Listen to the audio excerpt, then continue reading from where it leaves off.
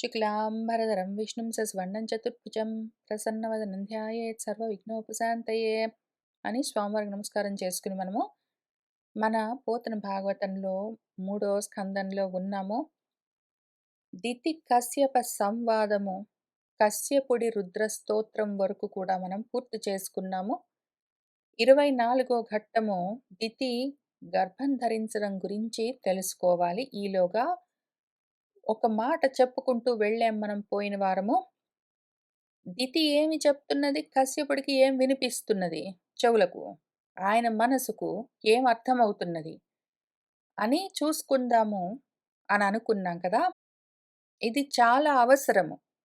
ఎందుకంటే వేదం ఏం చెప్తున్నది, నా బుద్ధి ఏమి పట్టుకుంటున్నది, గురువుగారు ఏం చెప్తున్నారు, నేనేమి తెలుసుకుంటున్నాను, నేనేమి చెప్తున్నాను, గురువుగారు ఏ విధంగా వింటున్నారు, ఇవన్నీ మనకు అర్థం కావాలి. ఎందుకంటే అవే మాటలు వాడుతుంటాం మనము. ప్రపంచంలో వాడే మాటలే ఆత్మతత్వం గురించి కూడా వాడుతూ ఉంటాము. అయితే వాటిని ఏ విధమైన మనస్థితితో వాడుతున్నామని మనకు అర్థం కావాలి. అది అత్యవసరము. కాబట్టి 2 కళ్ళతో 2 సెట్స్ ఆఫ్ ఐస్, 2 రకాల మనసులతో అవే పద్యాలను మళ్ళొకసారి చూద్దాం మన కోసమే. దితి కశ్యపుడు.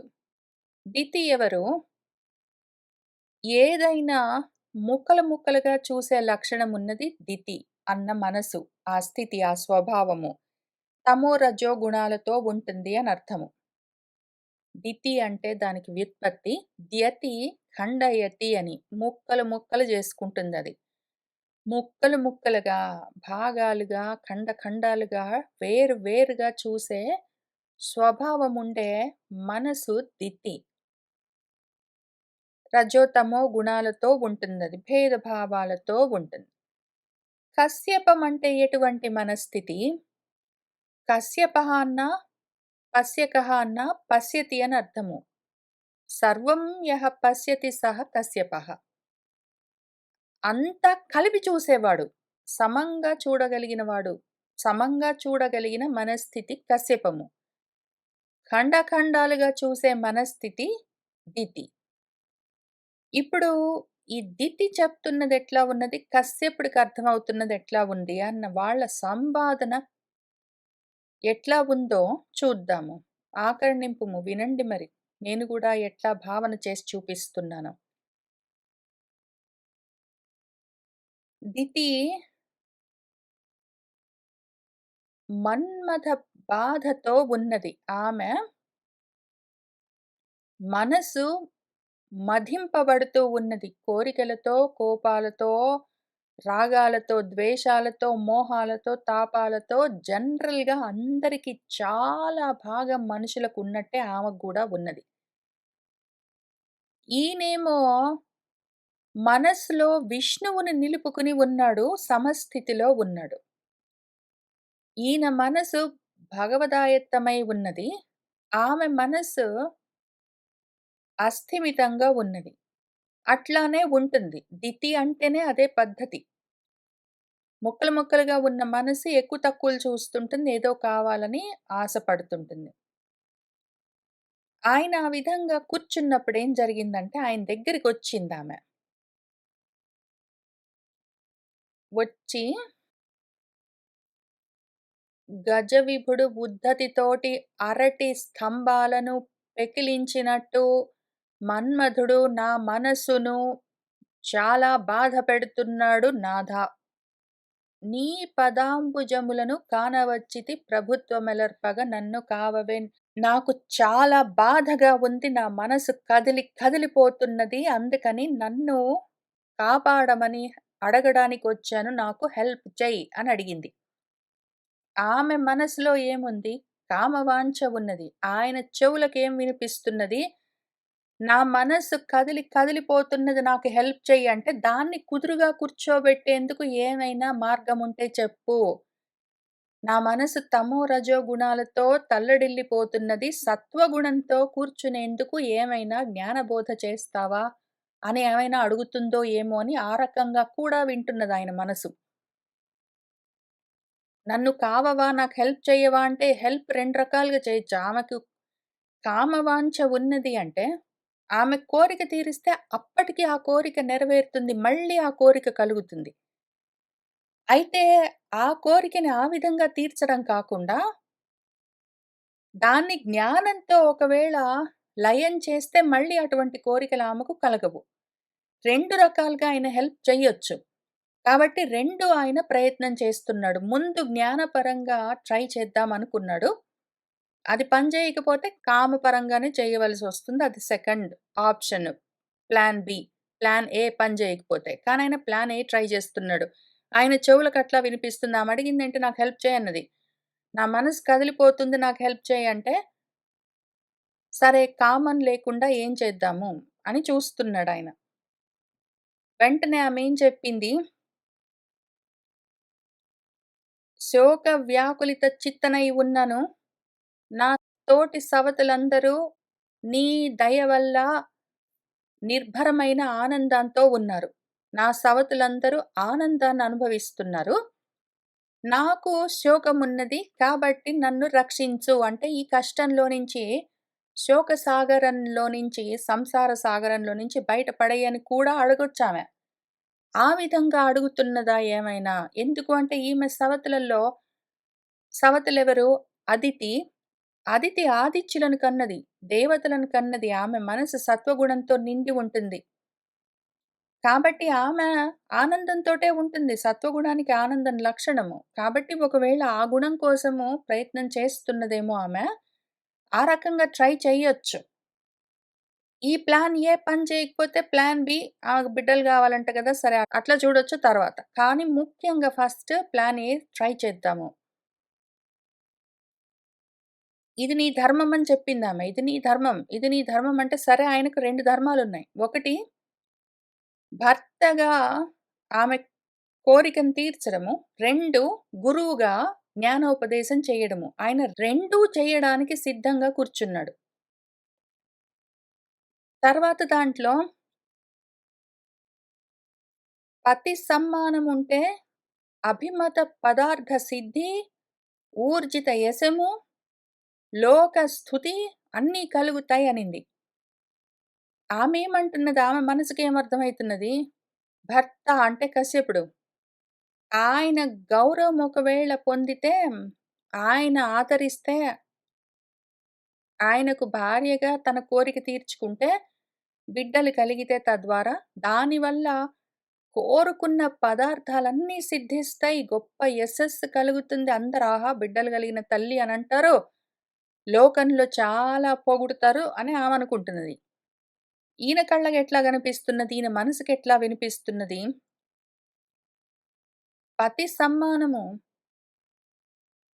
సమానమైన మానము, సమస్థితిలో ఉన్న మానము. ఎక్కువ లేదు, తక్కువ లేదు. సమంగా ఉన్న స్థితి. భర్త దగ్గర అటువంటి స్థితి ఉంటే, పతి అంటే పాతి రక్షతీతి అని జ్ఞానంతో అటువంటి స్థితిని ఇవ్వగలిగిన వాడి దగ్గర ఆ విద్య తెలుసుకుంటే, అభిమత పదార్థ సంసిద్ధి మామూలు సిద్ధి గాదు. సమ్యక్ సిద్ధి. మొత్తం పదార్థ జాతానికి యదార్థమైన అర్థమేమి? పరమ పురుషార్థము. అది లభించాలి. అది కలుగుతుంది. ఊర్జితమైన యశస్సు, ఇంకా అంతులేని యశస్సు, తరిగిపోని కీర్తి, అందరి చేత గొప్పగా స్తుతింపబడే మాన్యమైన పరిస్థితి అవన్నీ కలుగుతాయి. అవడుగుతుందా ఈమె? ఒకవేళ ఆమె నా మనసు కదిలి కదిలిపోతున్నది నన్ను అన్నప్పుడు జ్ఞానబోధ చేస్తే ఒకవేళ ఆమె ఇటువంటి కామవాంఛలను దాటిందంటే, ఇటువంటి స్థితులను పొందగలదు. పరమస్థితులను పొందగలదు. అదడుగుతున్నదా? అదిచ్చి చూద్దాము. జ్ఞానబోధ చేసి చూద్దాము. ఒకవేళ ఆమెకి ఇష్టం లేకపోతే ప్లాన్ బి ఎట్లైనా ఉంది. అది పనికిరాదు. అది టెంపరరీ. అది అసత్ మారిపోతూ ఉంటుంది. ఒక్కసారి కోరికలకే కోరిక తీరంగానే అయిపోయేది లేదది. మళ్ళీ మళ్ళీ వస్తుంది. దేనికో దానికి శోకం ఉంటూనే ఉంటుంది. దుఃఖం ఉంటూనే ఉంటుంది. అది ప్లాన్ బి ఎక్కువగా పనిచేయదది. అసత్ అది. సత్ ప్లాన్ ఏ. ఆమెకు సత్ కావాలంటే అవకాశం ఉన్నదని ఆయన ఆ రకంగా వింటున్నాడు. ఇదిగో పుత్ర రూపంలో తానే మళ్ళీ మళ్ళీ ఒక దీపం నుంచి చాలా దీపాలొచ్చినట్టు అని చెప్తున్నది. నేను ఒక్కడిని ఉన్నాను చాలా అవుతాను అని వేదాల్లో చాలా చోట్ల ఉపనిషత్తుల్లో చెప్పిన విషయం ముఖ్యంగా మనం గూడా చదువుకున్నాము. చాందోగ్యోపనిషత్తులో గూడా నేనొక్కడినున్నాను చాలా అవుతాను అని అనుకోని మార్పులు చెందుతూ ఉంటే, ఆ వికారాల వల్ల రకరకాల రూపాలన్నీ, ఆకారాలన్నీ తయారయ్యాయి అని మనం చూసుకున్నాము. ఆ విషయం చెప్తున్నదామె అని ఆయనకు వినిపిస్తున్నది. ఆమె మనసులో ఏమున్నది? "నువ్వే నా నుంచి కొడుకుగా మళ్ళీ పుడతావు." వేదాలు ఆ విషయం వేదాలు అట్లే చెప్తాయి వేదాలు. చెప్పే విషయం అట్లానే చెప్తాయి. ఆమె వేదాలు వాళ్ళు చదువుకుంటుంటే విన్నది ఆమె చదువుకుని ఉంటుంది. ఆమెకర్థమైందేంటి? ఫిజికల్‌గా బిడ్డలు పుట్టడము, ఫిజికల్‌గా భర్తతో సంసారం చేసి, ఫిజికల్‌గా బిడ్డల్ని కనడం వరకే ఆమెకర్థమైతుందక్కడ. ఆయన అసలు దాన్ని మించి జగత్ సృష్టి గురించి ఆలోచిస్తున్నాడు. అసలా పరాత్మ ఈ సృష్టి రచన ఎట్లా చేశాడన్న విషయం మాట్లాడుతున్నదేమో అని చూస్తున్నాడు. ఇదిగో ఆత్మావై పుత్రనామాసి అని వేదాలు గూడా చెప్తాయి గదా! అని చెప్తున్నది. ఆమె మనసులో ఏదో పున్నామ నరకం నుంచి తరింపజేసేవాడు పుత్రుడు కొడుకు కావాలి అని ఆమె అడుగుతున్నది. ఆయన చెవులకేం వినిపిస్తున్నది? పుంసాంత్రాయతే ఇతి పుత్రః అని పురుషుణ్ణి తరింపచేసేది మనుషులను, పురిసేత ఇతి పురుషః అని శరీరాల్లో ఉన్న దేహి, శరీరి ఎవరున్నారో అటువంటి తత్వాలను అందులో నుంచి తరింపచేసేది ఆత్మ జ్ఞానము. దాన్ని కోరుకుంటున్నాను అని ఆమె అడుగుతుందేమో అని ఆయనకు వినిపిస్తున్నది. ఇక్కడ గూడా మళ్ళీ మేమందరము నిన్నే వరించాం కదా! అంటే, వరించడం అంటే భర్తగా కామవాంఛలతో ఉన్నవాళ్ళు పతులను వరించొచ్చు. లేదా అసలు వరించవలసినది బ్రహ్మజ్ఞానాన్ని దాన్ని ఇవ్వగలిగిన గురువును. గురువుగా ఒకవేళ వరిస్తుందేమో అని గూడా ఆయనకి ఆశగా ఉన్నది. ఈ విధంగా కామంతో ఉన్న ఆమె నిష్కామంగా ఉన్న భర్త దగ్గరికి వెళ్లి ఈ విధంగా మాట్లాడితే, ఆయన ధృతితో ఉన్నాడు. ఆయన ఏదైనా ఇవ్వడానికే ఉన్నాడు. ఆమె ఏం అడుగుతుందని చూస్తున్నాడు. ఇదంతా విని ఆయన ఒక చాలా మంచి మాట అన్నాడు. "నువ్వు చెప్పింది నిజమే. భార్యలు భర్తలకు ఎంతో సహాయం చేస్తారు. ధర్మార్థ కామాలు సిద్ధింపచేసుకోవడం కోసము. వేరే ఆశ్రమాల్లో కుదరదు కానీ, గృహస్థాశ్రమాల్లో చాలా ముఖ్యము. అటువంటి భార్యలకు ప్రత్యుపకారం చెయ్యడానికి ఎన్నాళ్ళకు, ఎన్ని జన్మలకు సరిపోదు.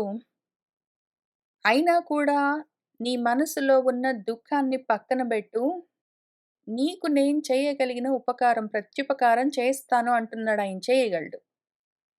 అయితే ఆమె ఏం కోరుకుంటుంది? వజ్రాన్ని తెచ్చుకుని కుంకుడుగాయలు కొట్టుకోవచ్చు. వజ్రాన్ని తెచ్చుకుని దాంతో సాన పెట్టుకోవచ్చు. బ్రహ్మజ్ఞానంతో ఆత్మ సాధన చేసుకోవచ్చు. లేదా ఆయన శరీరాన్ని మాత్రం కాసేపటికి 5 నిమిషాలు, 10 నిమిషాల్లో వాడుకోవచ్చు. ఆయనదంతా విన్నాడు. విని ఆయనేం చెప్తున్నాడంటే, ముందు ప్లాన్ ఏ. ఆత్మతత్వము బ్రహ్మాండాన్ని ఎట్లా చూడాలి? దేహాన్ని ఎట్లా చూడాలి? దేహాభిమానాన్ని ఎట్లా దాటాలి? జీవ జగత్తులను ఏ విధంగా బ్రహ్మస్వరూపంగా చూడాలి అని చెప్తున్నాడు. ఆమె కామంతో వచ్చిందాయన దగ్గరికి. ఆయన కామారాతిని చూస్తున్నాడు. కామారాతి కలిగితే కామము తొలగుతుంది. అందుకని ముందు ఆమె మనసులో ఈ కామారాతిని ప్రతిష్ఠింపచేయాలని ఆయన ప్రయత్నం చేస్తున్నాడు. అందుకని వర్ణించి చెప్తున్నాడు. ధ్యాన వస్తువుని చూపిస్తున్నాడు. ఒకవేళ ఆమె పట్టుకుని ధ్యానించి ఉంటే, తద్వారా ఆమెకు జ్ఞానోదయం అయ్యేది. దాంతో కామవాంఛలు పోయేవి. నిష్కామంగా ఆమె ధ్యానం చేసుంటే అసలు ఆమె సొంత భర్త, ఆమె సొంత పురుషుడు గాదు. పరమపురుషుడే దక్కేవాడు. ఆమెకు అంతవరకు లేదు. ఆయన ఈ ధర్మములు అన్ని ధర్మములు ఉన్నాయి. నాకు గూడా నా ధర్మములున్నాయి. ఎందుకు ఈ ధర్మాన్ని వదిలిపెట్టడము? ఒక్క నిమిషముండు అని చెప్తూనే ఉన్నాడు. కర్తవ్యాలు, ధర్మాలు నువ్వు చెప్తున్నవి నేను వింటున్నాను. నా ధర్మాలు కూడా ఉన్నాయి గదా! ఒక్క నిమిషముండు పాటిద్దాము అని ఇక్కడి నుంచి ఆయన ఎట్లా చూడాలి? బ్రహ్మాండాన్ని ఎట్లా చూడాలి? బ్రహ్మాండంలోని ప్రాణులను ఏ విధంగా చూడాలి? ఉన్నవన్నీ కళ్ళకు కనిపిస్తున్నవన్నీ ఏ రూపమైనా సరే మీరు చుట్టూ చూడండి. ఎముకలు, రక్తము, మాంసము, మజ్జ బతికున్నంత వరకు చర్మాలతో పోతే బూడిదలుగా చెట్లైనా, చేమలైనా, కొండలైనా ఏవైనా సరే అన్నీ ఇదే విధంగా కనిపిస్తూ ఉంటాయి. అయితే ఉన్నవన్నీ గూడా యాక్చువల్‌గా పరబ్రహ్మ పదార్థమై ఉన్నాయి. అది తత్వము. ఆ రకంగా భాసిల్లుతూ ఉంటాడు. చూస్తూ ఉంటాడు. చూస్తూ ఉంటాడు. అంతటా అంతర్యామిగా ఉన్నాడు. మనల్ని చూస్తున్న వాడిని మనం చూస్తూ ఉండాలి. ఇంతవరకు ఆ పరాతత్వము సాక్షిగా జీవతత్వాలను చూస్తూ ఉన్నట్టు చెప్పుకుంటూ వస్తూ ఉన్నాను. ఇంకిక్కడి నుంచి నేనే పరాతత్వమై జీవతత్వాలనెట్లా చూడాలని చూపిస్తాను చూడు అని ఆయన పాపము పసిబిడ్డలకి చెప్పినట్టు చెప్తున్నాడు. అంత జాగ్రత్తగా చెప్తూ అసలు ఈ విద్య అంటే ఏమి? బ్రహ్మ విద్య అంటే ఏమి? అవిద్య అంటే ఏమి? విద్యా స్వరూపమైన పరాత్మ తత్వం అంటే ఏమి? అని చూపిస్తున్నాడు. చూపిస్తూ ఈ విధంగా ఉన్నవాణ్ణి ఎవరు పట్టించుకోరో, హాస్యమొనరిస్తారో, అపహాస్యం చేస్తారో, పట్టించుకోకుండా నిర్లక్ష్యం చేస్తారో, ఎవరు ఎంతసేపటికి శరీరాన్నే చూసుకుంటూ ఏమి కావాలి నీకు? నా శరీరం కావాలా? నాలో ఉన్న జ్ఞానం వద్దా? నీలో ఉన్న బ్రహ్మ పదార్థం నువ్వు తెలుసుకోవాలని నీకు లేదా? దేహాలు మాత్రమే చూస్తావా? ఎంతసేపు ఈ దేహాద్యభిమానాలు. కుక్కలు భోంచేయడానికి గూడా పనికిరానిది. దాన్ని అలంకరించుకుని, దాన్ని మెయింటైన్ చేసుకుంటూ ఏమి చేస్తాము? వద్దు. అటువంటి పామర జనులు కూడా ఉంటారు. వాళ్ళు ఘన నిర్భాగ్యులు. భాగ్యమంతా పోగొట్టుకుని దేహాల మీద ఆశలతో ఒక శరీరాన్ని ఇంకో శరీరంతో కూడి ఉంచి, ఇంకో కొన్ని శరీరాల్ని పుట్టించి ఏమక్కడ చేస్తున్నది? ఈ శరీరాలు కాదు, శరీరాల్లో ఉన్న భగవత్తత్వాన్ని చూడు. ఈ నిర్భాగ్యులను చూడు, పామర ప్రజలను చూడు. దాన్ని దాటి ఉండు నువ్వు అని ఈ రీతిగా తన ప్రియ భార్యకు కశ్యపుడు చాలా సేపు చెప్పాడు. ఆహా! అవకాశమే లేదు. ఆమె దితి. ఆమెకు అదితి అయ్యే ఆలోచన లేదు, ఉద్దేశం లేదు, ఆ సాధన లేదు, తపస్సు లేదు, జ్ఞానం గురించిన జిజ్ఞాస లేదు. దేహం కావాలి. ఆయన చెప్తున్న జ్ఞానం మీద ఇంట్రెస్ట్ చూపించట్లేదు. ఆయన మనసు అవసరం లేదు. ఆయన మాట ఎట్లైనా వినట్లేదు. ఇక్కడ ఇంతవరకు మనం చూసుకున్నదేంటంటే ఆయన మాట ఆమె వినట్లేదు. రెండోది కూడా మనం ఏం చూసుకుంటున్నామంటే ఆయన మనసక్కడ లేదు. ఆయన మనసు భగవత్పరమై ఉన్నది, శాంతమై ఉన్నది, శివమై ఉన్నది. అయినా గూడా ఆయన దేహం గావాలంటున్నది. ఆయన చెప్తున్న మాట అవసరం లేదు. ఆయన మనసు అవసరం లేదు. ఆయన దేహం మాత్రం గావాలి. అంత మాత్రంతోటి ఉన్నది. దేహాభిమానంతో ఉన్నదామె. అది తప్ప ఆమెకి ఏమీ తెలియట్లేదు. తమోరజో గుణాలతో నిండి ఉన్నది. చీకట్లతో ఉన్నది ఆ తల్లి ఆ సమయంలో. అక్కడ ఆపాము.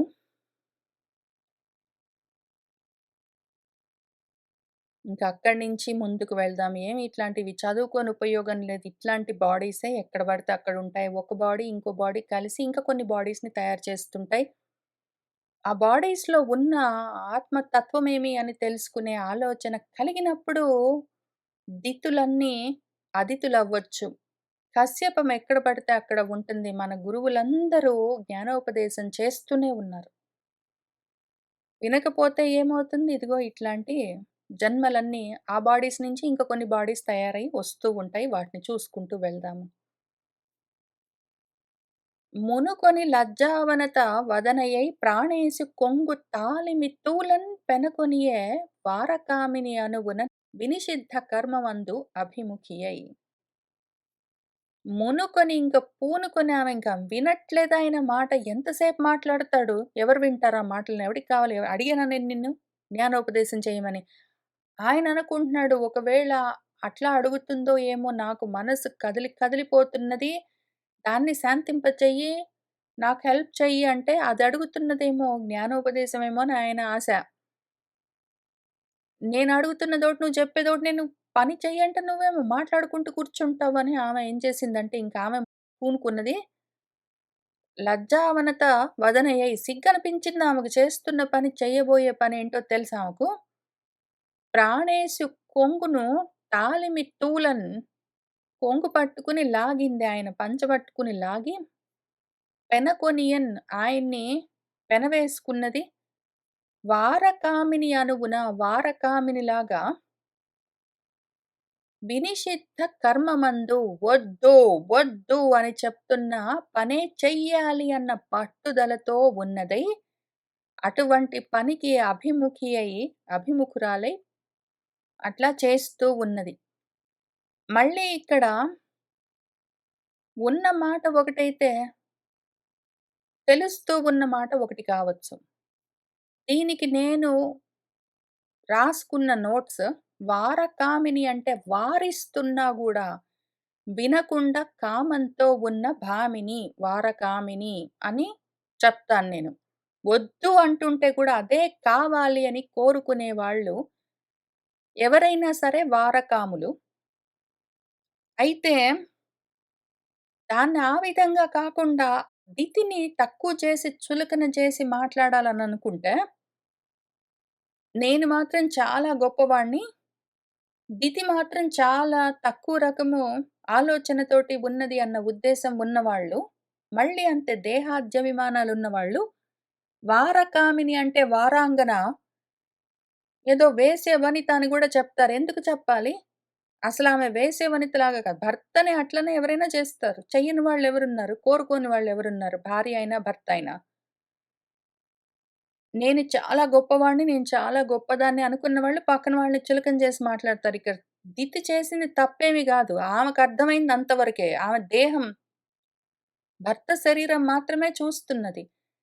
కాబట్టి వారకామిని అన్న మాటకి నేను చూసే అర్థమేమి, వారిస్తున్నా వినకుండా కోరుకుంటున్నది అనే ఉంటుంది. అట్లానే ప్రతి మాటకి అర్థాలు చూసే చూపును బట్టి, తెలుసుకుంటున్న మనసుని బట్టి మారుతూ ఉంటాయి.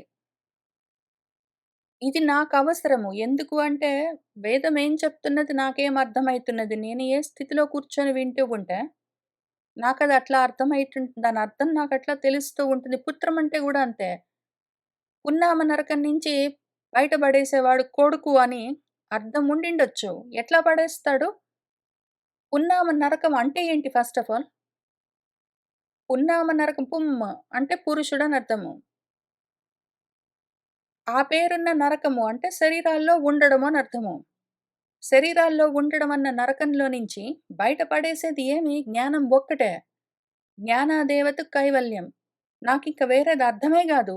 పున్నామ నరకం నుంచి పురుషుడిని బయట పడేసేది కొడుకు. అంటే ఈ బాడీకి, ఆ బాడీకి. ఈ దేహం ఓన్లీ అస్థి, మాంసం, మజ్జ, రక్తం వాటితో నిండి మలమూత్రాలతో నిండి ఉన్న ఈ బాడీ, మళ్ళీ అట్లనే అస్థి, మాంసం, మజ్జ, మలము, మూత్రము, రక్తంతో నిండి ఉన్న ఆ బాడీ.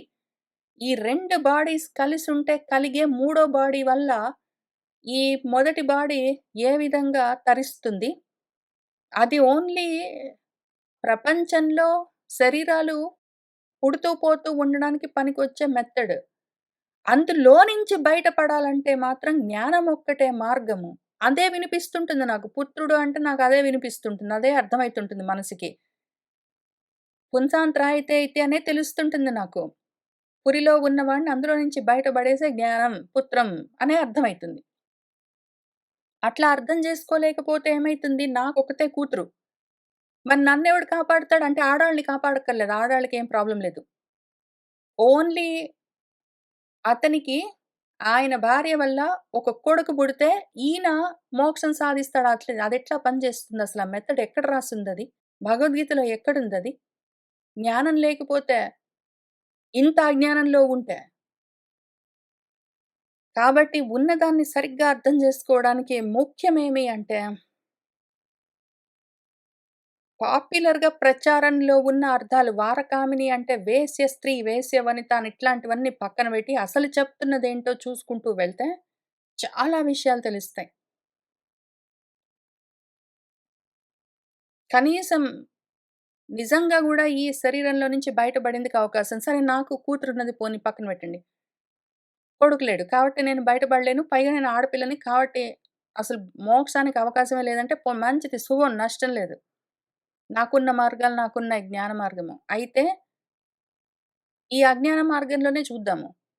మన శుకుల వారికి పెళ్లి లేదు, పిల్ల లేదు, కొడుకు లేడు. మరి ఆయనెట్లా తరిస్తాడు? ఇంకెప్పటికి ఇట్లే ఉంటాడాయన?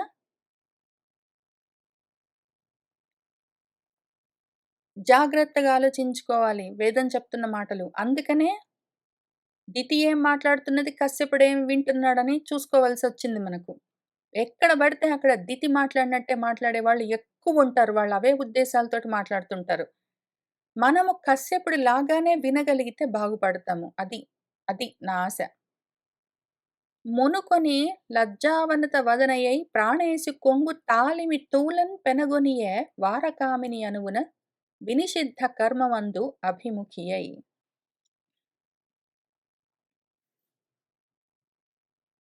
ఇట్లు చేసిన భార్యా నిర్బంధమునకున్ తొలంగనేరక ఈశ్వరునకు నమస్కారంబొనరించి ఏకాంతంబున నిజకాంతా సంగమంబు తీర్చి సంగమానంతరంబున వార్చి స్నాతుండై ప్రాణాయామంబునర్చి విరజంబును సనాతనంబును అయిన బ్రహ్మగాయత్రి జపించెను అంతా.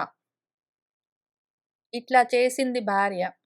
ఆమె నిర్బంధించిందాయన్ని. తప్పనిసరి నీ దేహంతో నాకు సంగమం ఇప్పుడు కావలసిందే అనేసరికి దానికి తొలంగనేరక తప్పించుకోలేక ఆయన ప్లాన్ బి ఎట్లైనా ఉన్నది. ఈశ్వరుడికి నమస్కారం చేసుకున్నాడు. నేను ప్రయత్నం చేశాను స్వామి. చిత్తశుద్ధితో ఆమెకు జ్ఞానోపదేశం చేశాను. ధ్యానం ఎట్లా చెయ్యాలి? అందుకు ధారణ కోసమని ధ్యాన వస్తువేమి అని కూడా చెప్పాను. ఎందుకు ఆ విధంగా చెయ్యాలి? చెయ్యకపోతే అటువంటి వాళ్ళు ఏమైపోతారని గూడా చెప్పాను. ఆమె దేనికి లొంగలేదు. నేను చేయగలిగింది చేశాను అని నమస్కారం జేసుకున్నాడు. ఇంక ఏకాంతంలో నిజకాంత సంగమంబు తీర్చి ఇంకా కోరిక తీర్చి, సంగమాంతరంబున వార్చి స్నాతుండై ఇంక స్నానం చేసొచ్చి ప్రాణాయామం జేసుకుని, విరజము రజోతమో గుణాలన్నవి లేవు. నిష్కళంకమైన సనాతనమైన గాయత్రి మంత్రాన్ని జపిస్తూ ఆయన ఆ విధంగా ఉన్నాడు. ద్వితీయును నిషిద్ధ కర్మస్థితికై మదిలోన సిగ్గు చిట్టాడగా, ఆనత వదన యగుచును ఆ పశుపతి వల్ని భయంబు కల్గి పరమ ప్రీతిన్. దితికి కోరిక తీరిన తర్వాత మనసు శాంతిస్తుందింకది ఆటోమేటిక్. అయితే రజోగుణంతో ఉన్నంత వరకు కోరిక బాగా ఎక్కువగా ఉన్నంత వరకు మనసు కదిలిపోతూ ఉంటుంది. ఆ కోరిక తీరితే అప్పటికి తాత్కాలికంగా ఉపశమిస్తుంది. తమోగుణంలోకి వెళ్తుంది మనసు. అయితే కోరిక కలిగినప్పుడు దాన్ని జ్ఞానంతో ఒకవేళ ఉపశమింపచేస్తే సత్వంలోకెళ్తుంది మనసు. ఇప్పుడు ఈమెకి ఉన్నవి రెండే 2. అయితే రజోగుణం లేదా తమోగుణం. కాబట్టి రజోగుణం అయిపోయింది. ఇప్పుడు తమస్సులోకొచ్చిందామె. ఇప్పుడు సిగ్గనిపిస్తున్నదామెకు. నిషిద్ధ కర్మ అని ఆమెకి తెలీదేంటి? తెలుసు.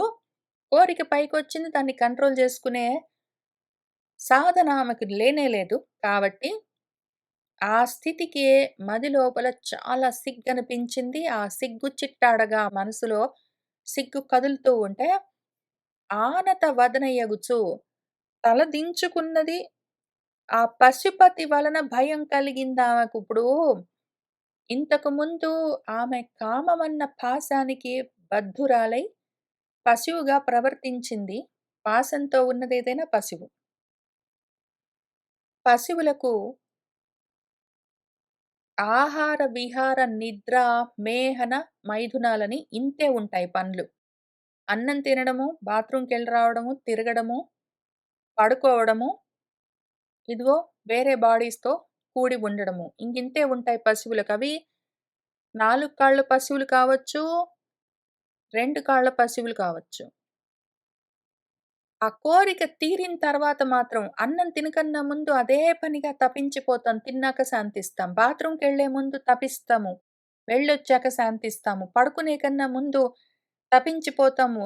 నిద్ర లేచిన తర్వాత శాంతిస్తాము. ఆ విధంగా ప్రతిదానికి ఆ కోరిక తీరగానే అంత కొంతసేపటికి తాత్కాలికంగా శాంతి కలుగుతుంది. మళ్ళీ కోరిక లేస్తుంది తరంగంలాగా. ఈ మధ్య గ్యాప్‌లో భగవంతుడు గుర్తొస్తాడు.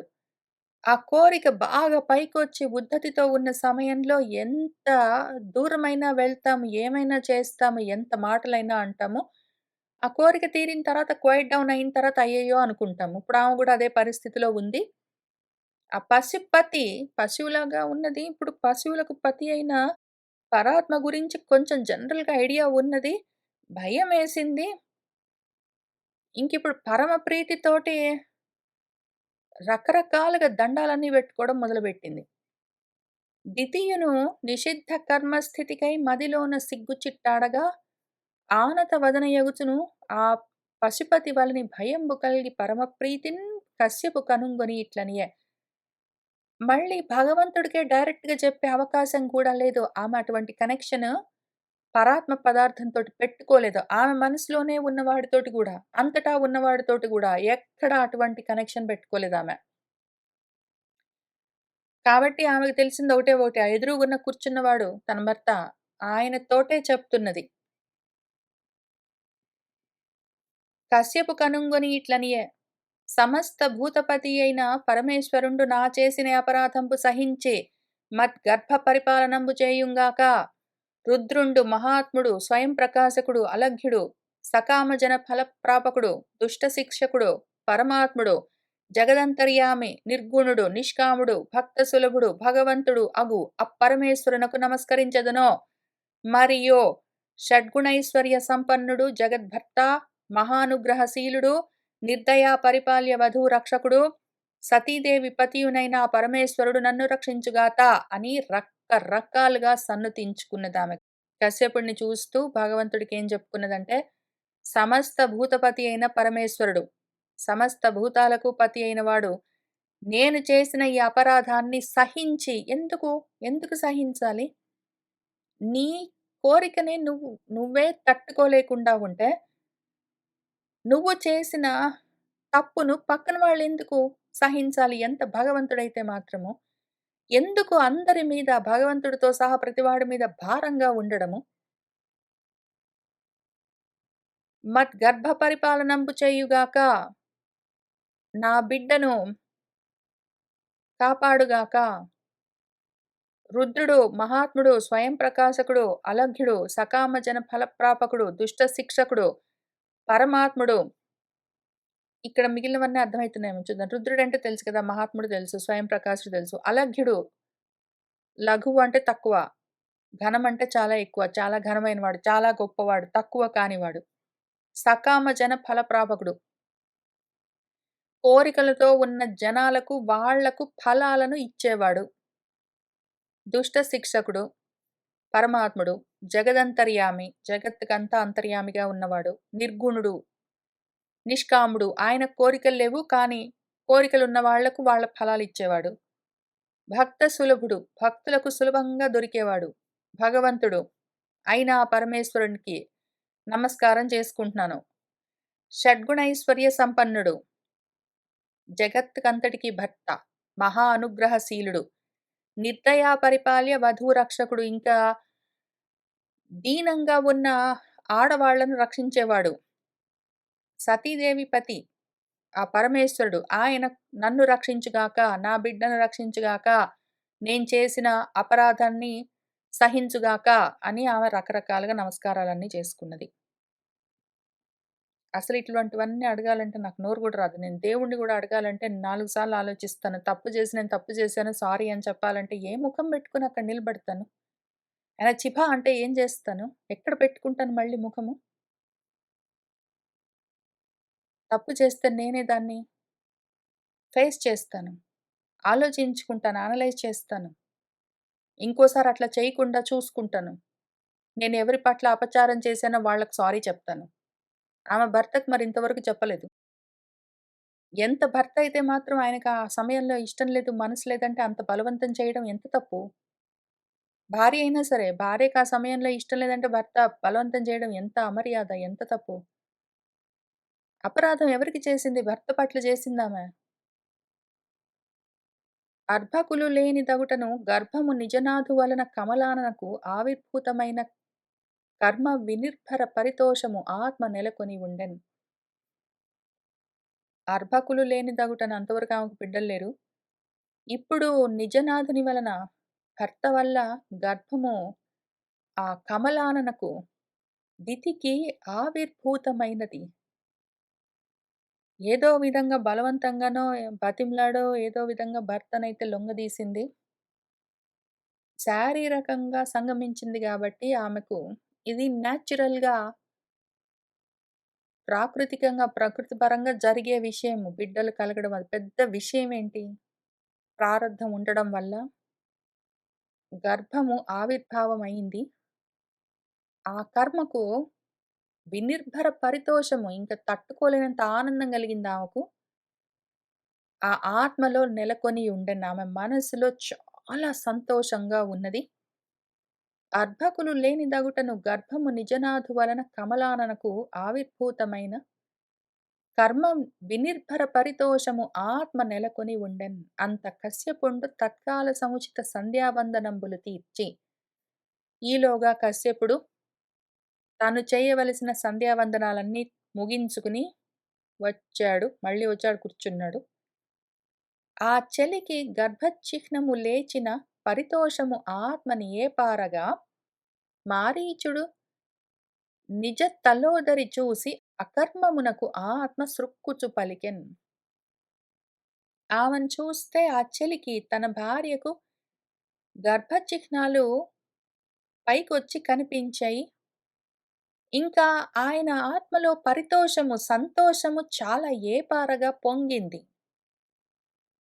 అయితే దాంతో పాటే ఆ మారీచుడికి ఇంకొక విషయం గూడా అర్థమైంది. నిజ తలోదరిని చూసాడు. చేయరాని కర్మ చేశాడు. అందుకు ఆత్మ సృక్కుచూ ఉన్నది. ఆయన మనస్సు కుంగిపోతూ ఉన్నది.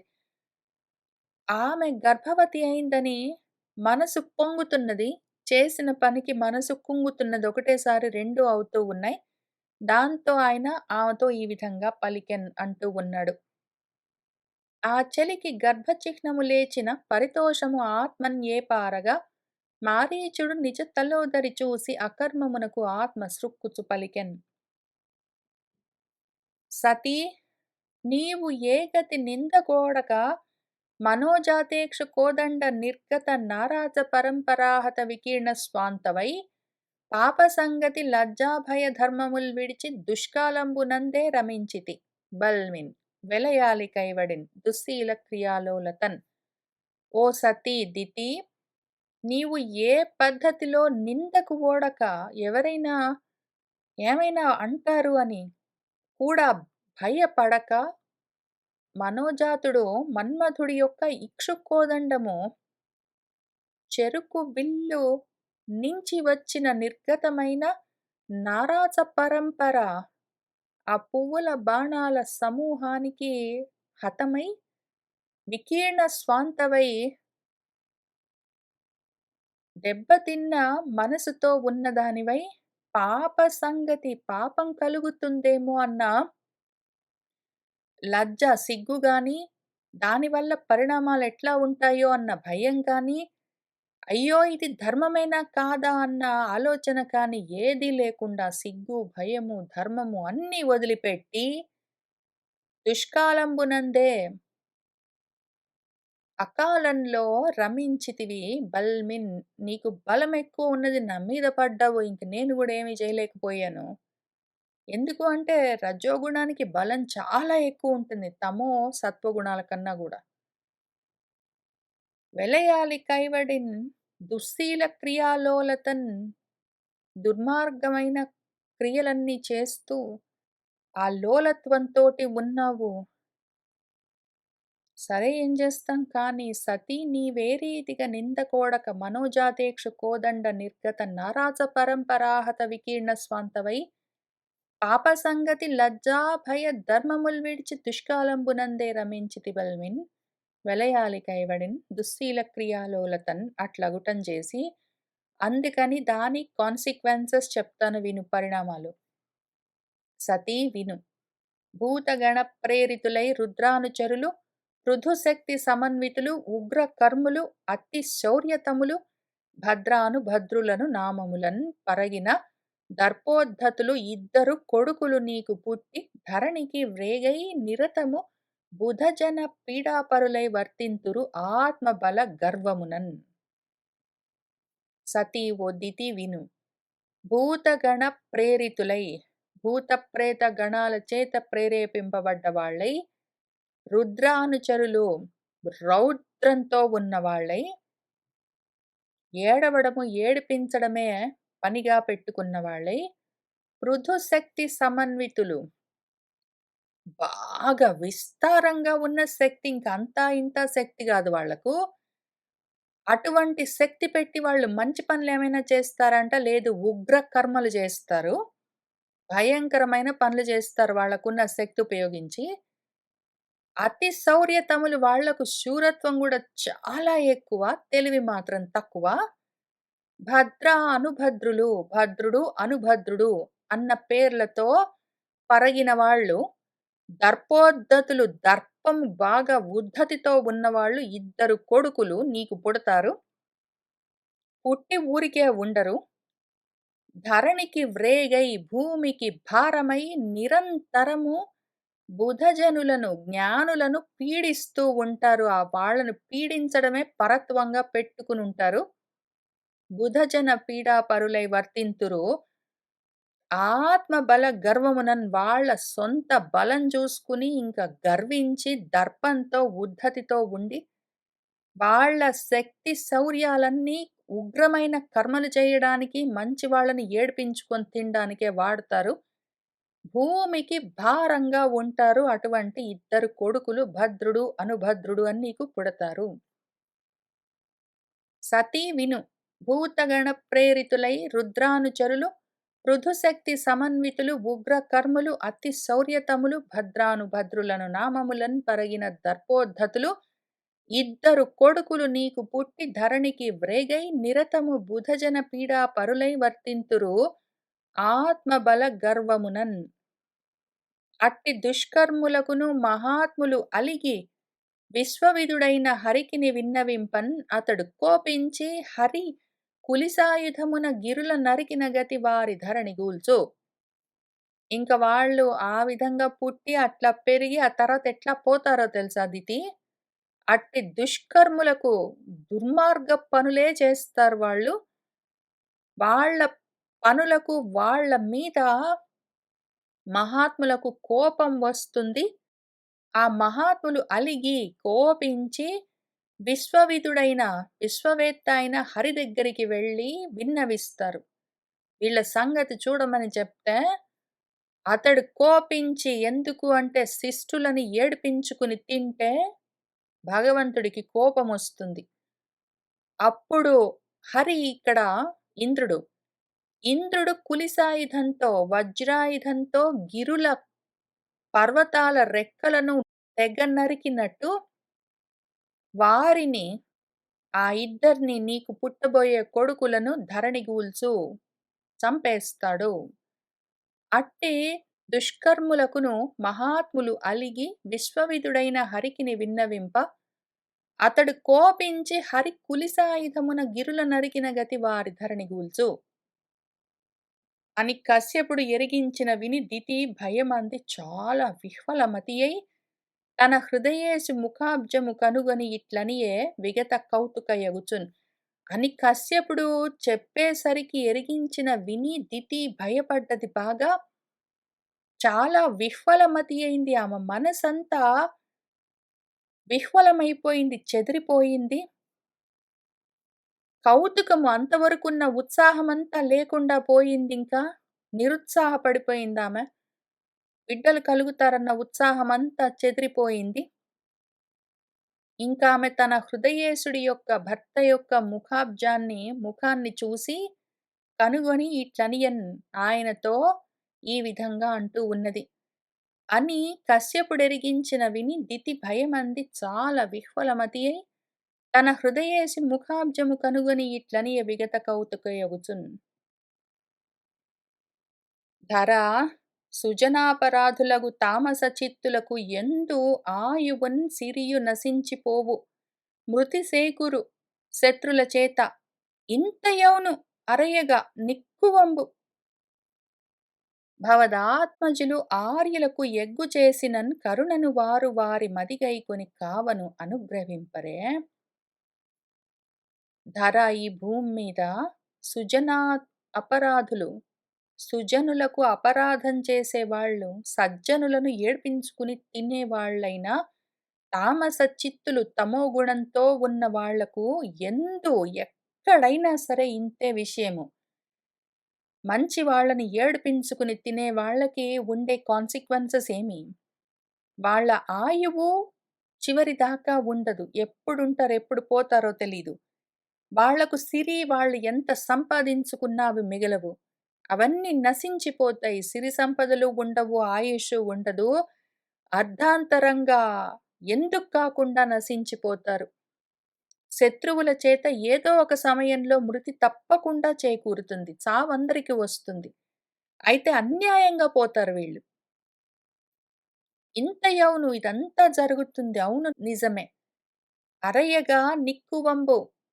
తరచి చూస్తే ఎన్ని ఎగ్జాంపుల్స్ చూసాము. ప్రతి చోట చూస్తాము. ఇది ఇట్లానే జరుగుతుంది. నిక్కువ నిజం. అయితే కానీ అసలు ఇట్లానే జరుగుతుంది. దుర్మార్గులుంటే మంచి వాళ్ళని ఏడిపిస్తే వాళ్లకు ఆయువు ఉండదు, ఐశ్వర్యము ఉండదు. ఎప్పుడో ఒకప్పుడు అర్ధాంతరంగా అదాటన పోతారు, చచ్చిపోతారు. కీర్తి ప్రతిష్టలు పోగొట్టుకుంటారు. ఎటు గాకుండా పోతారు. నిజమే, నాకు తెలుసు. కానీ నా బిడ్డలకు మాత్రం ఏదైనా ఎక్సెప్షన్ ఉందా? భవదాత్మజులు నీ బిడ్డలు ఆర్యులకు జ్ఞానులకు ఎగ్గు చేస్తే, తప్పు చేస్తే వాళ్ళ పట్ల ఆ పెద్దలు మరి ఆర్యులు జ్ఞానులు కదా! వీళ్ళంటే బుద్ధి లేని వాళ్ళు అజ్ఞానులు. అజ్ఞానులు ఏదైనా తప్పు చేస్తే జ్ఞానులు సహించాలి గదా! వాళ్ళు కరుణతో ఎందుకు సహించాలంటే దయతోటి. మరి జ్ఞానులకు కరుణ తప్పనిసరి. వాళ్ళు దయతో ఉంటారు. సర్వభూత దయ తప్పనిసరి వాళ్ళకి. నాకు తెలిసి ఈ విషయాలన్నీ వేదాల్లో ఉన్నాయి, భగవద్గీతలో ఉంది, భాగవతంలో ఉంది, అంతా తెలుసు నాకు. జ్ఞానులకు మరి జ్ఞానం కావాలి అంటే వాళ్ళు సర్వభూత దయతో ఉండాలి. కరుణతో ఉండాలి.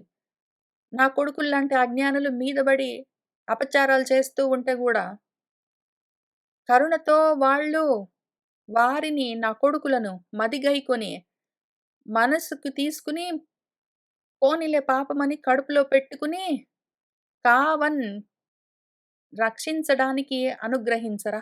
ఆ అవకాశం ఏమైనా ఉందా? నా కొడుకులంటే అజ్ఞానులు. అజ్ఞానంతోటి వాళ్ళేమైనా తప్పులు చేస్తారులే గాని, మరి జ్ఞానులు ఇవన్నీ తట్టుకోవలసి ఉంటుంది గదా! వాళ్ళకు క్షమ, సహనము, ఓర్పు ఇవన్నీ అవసరం గదా! అట్లా నా కొడుకుల్ని వాళ్ళు అనుగ్రహిస్తారా? ఇటువంటి ఆప్షన్ ఏమైనా ఉందా? ధర సుజనాపరాధులగు తామస చిత్తులకు ఎందును ఆయువున్ సిరియు నశించిపోవు మృతిసేకురు శత్రుల చేత ఇంతయౌను అరయగా నిక్కువంబు భవదాత్మజులు ఆర్యులకు ఎగ్గుసేసినన్ కరుణను వారు వారి మదిగైకొని కావన్ అనుగ్రహింపరే. ఇక్కడ ఒక చిన్న కామెంట్ చేస్తాను. తెలుగులో నా కొడుకులు తప్పు చేసినా కూడా ఎవరి పట్ల అపచారం చేశారో ఆ జ్ఞానులు తట్టుకుని ఊరుకోరా? అనుగ్రహించకుండా, కాపాడకుండా పోతారా అని ఆమె అంటున్నట్టు ఇక్కడ ఉన్నది పద్యము. మూలంలో వ్యాస భాగవతంలో అయితే అయింది కానీ నా కొడుకులు మరి తప్పు చేస్తే హరి చేతిలో సంహరింపబడతారని చెప్పావు. అదే మంచిది.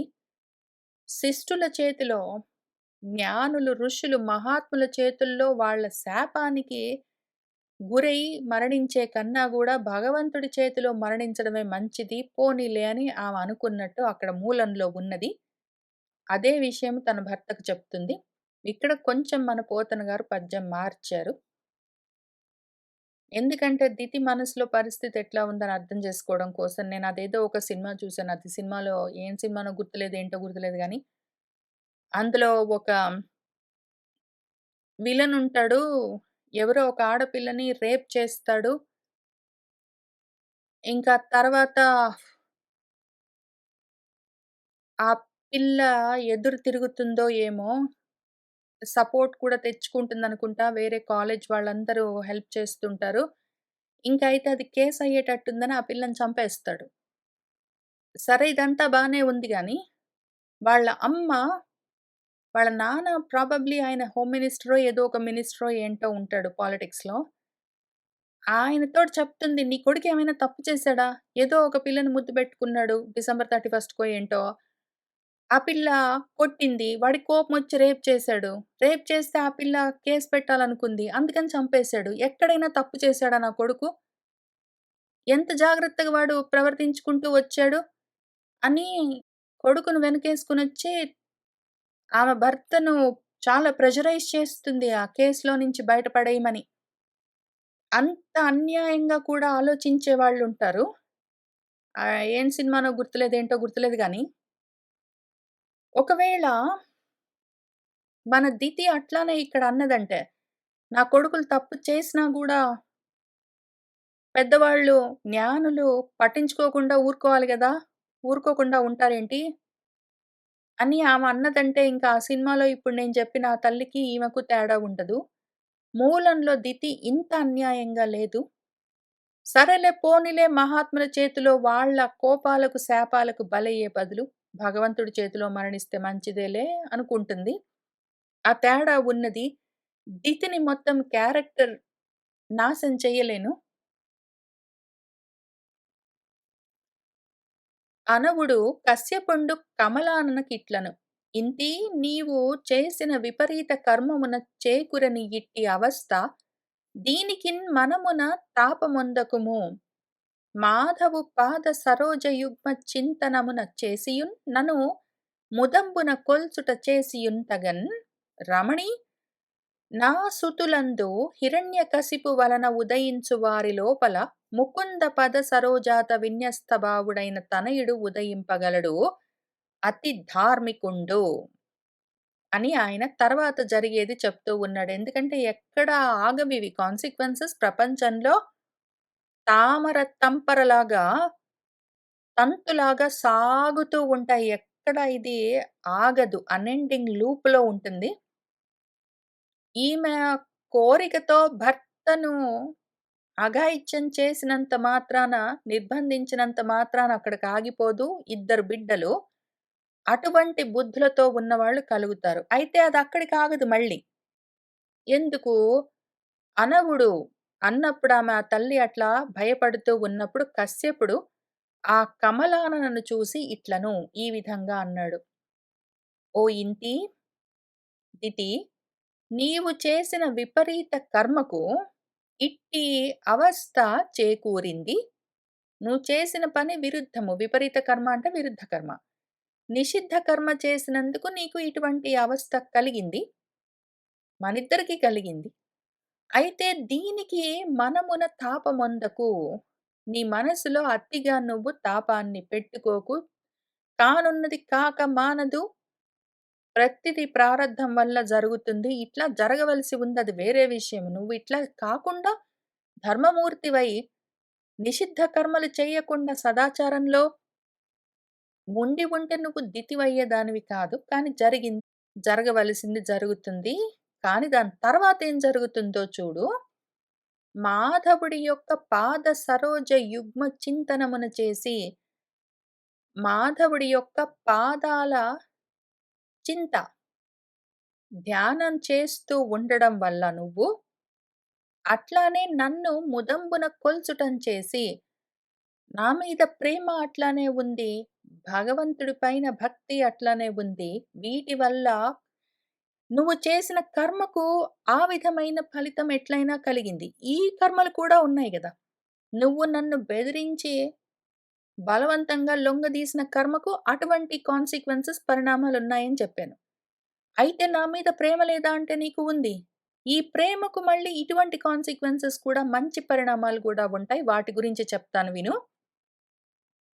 నువ్వు భగవంతుడిని తృణీకరించి, పెద్దల మాటని అగౌరవపరిచి, హద్దు మీరి, నన్ను నిర్బంధించి అని 4 విషయాలు చెప్తారు మూలంలో.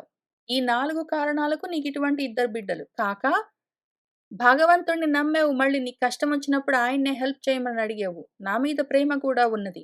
మళ్ళీ అయితే అయిందిలే అని మర్యాదగానే ఉన్నావు. ధర్మాన్నే చూసుకున్నావు. కాబట్టి మళ్ళీ ఇది గూడా ఉన్నది. వీటి వల్ల ఏం జరుగుతుందంటే ఓ రమణి, నా సుతులందు నాకు కలిగే ఈ ఇద్దరి కొడుకుల్లో ఒకడు హిరణ్యకశిపుడుంటాడు. ఆయన వల్ల ఎవరెవరు ఉదయిస్తారో, పుత్రులు ఆయనకు హిరణ్యకశిపుడికి కలుగుతారో, వాళ్ళ లోపల ఒకాయన ముకుంద పద సరోజాత విన్యస్త భావుడై ఉంటాడు. ముకుందుడి యొక్క పాద సరోజాల పైన న్యాసం చేసిన మనస్సు. మనసుని తీసుకెళ్ళి అక్కడ సమ్యక్‌గా న్యాసం చేస్తాడు. ఆ విధంగా సన్యాసమై ఉంటాడు. సన్యాసం అంటే భార్యాభర్తలను వదిలిపెట్టి కాషాయ వస్త్రాలు కట్టుకుని ఉండేవాళ్ళని గాదు. భగవత్పరమైన భావము, భగవన్విన్యస్త భావమై ఉన్నవాడు సన్యస్తం చేసినవాడు సన్యాసి. అటువంటి తనయుడు మనకు మనవడు అతి ధార్మికుడు, ధర్మమూర్తి ఉదయింపగలడు అని ఆ తర్వాత జరిగే దాని గురించి కూడా ఆయన చెప్తున్నాడు. ప్రతిదానికి మంచిదానికి మంచి కాన్సిక్వెన్సెస్, చెడు కర్మకు చెడు కాన్సిక్వెన్సెస్ 2 ఉంటాయి. 2 అనుభవించాలి. ఒకదానితోటి ఒకటి క్యాన్సెల్ అవ్వవు. అనవుడు కశ్యపుండు కమలాననకు ఇట్లను ఇంతి నీవు చేసిన విపరీత కర్మమున చేకురెను ఇట్టి అవస్థ. దీనికిన్ మనమున తాపమొందకుము మాధవు పాద సరోజయుగ్మ చింతనమున చేసియున్ నను ముదంబున కొల్సుట చేసియున్ తగన్ రమణి నా సుతులందు హిరణ్యకశిపు వలన ఉదయించు వారి లోపల ముకుంద పద సరోజాత విన్యస్తభావుడైన తనయుడు ఉదయింపగలడు అతి ధార్మికుండు మరియును ఘనపుణ్యుడు అన్వయ పావనుడగు అపుణ్యతముని వరకీర్తి లతల్ వనజ భవాండోదరమెల్లను నిండగ పర్వు బుధ లలాముండు అగుటన్. ఆ ఘనమైన పుణ్యం కలిగినవాడు అన్వయ పావనుడు వంశపావనుడు అయిన ఆ పుణ్యతముడు ఆయన యొక్క కీర్తి లతలు శ్రేష్టమైన కీర్తి లతలు ఎట్లా పరువుతాయి, ఎట్లా వ్యాపిస్తాయంటే ఇంకా అక్కడ ఇక్కడ గాదు. మొత్తము వనజ భవాండోదరమెల్లను బ్రహ్మాండమంతా ఆయన కీర్తి చంద్రికలు లతల్లాగా వ్యాపిస్తాయి. నిండగా పరువుతాయి. అతను బుధ లలాముడగుటన్ జ్ఞానులకు ఎంతో ప్రీతిపాత్రుడై ఉంటాడు. ఘనపుణ్యుడు అన్వయ పావనుడగు ఆ పుణ్యతముని వరకీర్తి లతల్ వనజ భవాండోదరమెల్లను నిండగ పరువు బుధ లలాముండగుటన్. వామలోచన వినుము దుర్వర్ణ హేమమగ్నిపుటమున పరిశుద్ధమై వెలుంగునట్లు దుష్టాత్మ సంభవుండయ్యూ వంశపావనుండగు హరిపాద భక్తుడగుటన్. ఓ వామలోచన అందమైన కన్నులు కలిగిన తిథి విను. మనవడు దుర్వర్ణ హేమము కళతప్పి ఉన్న రంగు తగ్గి ఉన్న మలినాలతో కూడి ఉన్న బంగారాన్ని పుటం పెడితే అగ్నిలో పెట్టి దాన్ని కాలిస్తే అది పరిశుద్ధమై కళంకాలన్నిటినీ పోగొట్టుకుని నిష్కళంకంగా పరిశుద్ధంగా ఏ విధంగా వెలుగుతుందో ఆ విధంగానే అట్లే దుష్టాత్మ సంభవుడయి కూడా దుర్మార్గుడికి కొడుగ్గా పుట్టి కూడా మన మనవడు వంశపావనుడవుతాడు, హరిపాద భక్తుడవుతాడు. హరిపాద భక్తుడవటం చేసి వంశాన్ని పావనం చేస్తాడు. వామలోచన వినుము దుర్వర్ణ హేమము అగ్నిపుటమున పరిశుద్ధమై వెలుంగునట్లు దుష్టాత్మ సంభవుడయ్యూ వంశపావనుండగు హరి పాద భక్తుడగుట అంచిత అష్టాంగ యోగ క్రియాకలాపులైన యోగీశ్వరులు ఆ మహానుభావును అతుల శీల స్వభావ విజ్ఞాన సరిని తాము చరింపన ఆత్మల తలతురెప్పుడు అంచితము ఇంకదే పనిగా తగులుకుని అష్టాంగ యోగ క్రియాకలాపులైన వాళ్ళు అష్టాంగ యోగ విద్యతో అదే పనిగా సాధన చేసుకుంటూ ఉన్న యోగీశ్వరులు కూడా ఈ మహానుభావుణ్ణి చూసి మన మనవణ్ణి చూసి వాడి యొక్క అతులమైన సాటిలేని శీలము స్వభావము విజ్ఞానము వాడి చారిత్రము వాడి నడవడి వాడి స్వభావము వాడి బుద్ధి వాడి విజ్ఞానము వాడి ఆత్మజ్ఞానము వీటిని అనుసరించి తాము కూడా చరింపాలి దాన్ని ఆచరించాలి వాడు చూపించిన మార్గంలో ప్రవర్తించాలి అని వాళ్ళ ఆత్మల్లో మనసుల్లో ఎప్పుడూ తలుచుకుంటూ ఉంటారు. అటువంటి వాడు కలుగుతాడు మనకు. అంచిత అష్టాంగ యోగ క్రియాకలాపులైన యోగీశ్వరులు ఆ మహానుభావుని అతుల శీల స్వభావ విజ్ఞాన సరణి తాము చరింపనాత్మల తలతురెప్పుడు ఆ మహితాత్మకుండు సుగుణాంబుధి భాగవతోత్తముండు లక్ష్మీ మహిళాధినాథుడు తులసీదళ ధాము పరేశునాత్మహృత్ తామర సంబునందు ప్రమదంబున నిల్పి తదన్య వస్తువున్ తా మదిలో హసించు హరిదాస్య విహార వినిశ్చితాత్ముడై ఆ మహితాత్మకుడు గొప్ప ఆత్మ కలిగినవాడు సుగుణాంబుది సుగుణాల రాశి భాగవతోత్తముడు వాడేం చేస్తాడంటే మన మనవడు లక్ష్మీ మహిళానాథుడు తులసీదళ ధాముడు పరేశుడు భగవంతుణ్ణి ఆత్మహృత్తామరసంబునందు వాడి హృత్పద్మంలో ప్రమదంపున నిలిపి సంతోషంగా హృదయంలో నిలుపుకుని తదన్య వస్తువును ఆ భగవత్తత్వం కాకుండా ఉన్న ఏ పదార్థాన్ని మనసులో వాడు ఉంచుకోడు. వాడికి ఉన్నదంతా భగవత్ పదార్థమే. ఆ విధంగా అన్య వస్తువును తాను మదిలో హసించు అసలు ఉంచుకునేవాడు కాదు. నిరంతరము హరిదాస్య విహార వినిశ్చిత ఆత్ముడై హరిసేవలోనే విహరించడము అన్న విషయాన్ని నిశ్చయించుకున్నవాడై అదే బుద్ధితో అనన్య భావనతో భగవంతుణ్ణి హృత్కమలంలో నిలుపుకున్నవాడై ఉంటాడు. ఆ మహితాత్మకుండు సుగుణాంబుధి భాగవతోత్తముండు లక్ష్మీ మహిళాదినాదు తులసీదళదాము పరేష్ను ఆత్మహృత్తామరసంబునందు ప్రమదంబున నిల్పి తదన్య వస్తువున్ తా మదిలో హసించు హరిదాస్య విహార వినిశ్చితాత్ముడై అటువంటి నీ పౌత్రుడు ఇంకా ఏ విధంగా ఉంటాడు అని మన కశ్యపుల వారు దితికి చెప్తూ ఉన్నారు. మనం ఇంక అక్కడి నుంచి 492 సీసపద్యం నుంచి వచ్చే వారం కలిసి కూర్చుని చదువుకుందాము. సర్వం శ్రీకృష్ణ పరబ్రహ్మ పాదారవిందార్పణమస్తు.